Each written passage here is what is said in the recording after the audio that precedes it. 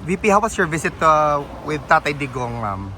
Okay lang, okay ang visit. Ang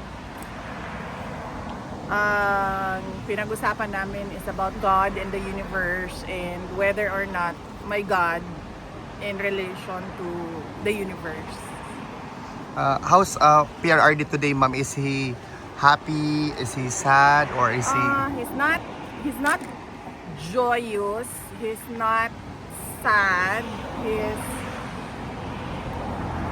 siguro because of the quiet reflection about God and the universe and whether or not merong Diyos o wala. Medyo subdued, yan. That's the term. Subdued.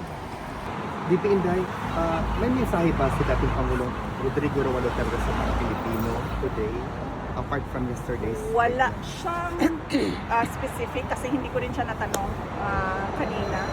Ikaw, ma'am? May message siya, pero nasabi lang niya na gusto ko lang i-share yung nasabi niya kanina na you cannot talk about the universe without thinking if there is a God or not.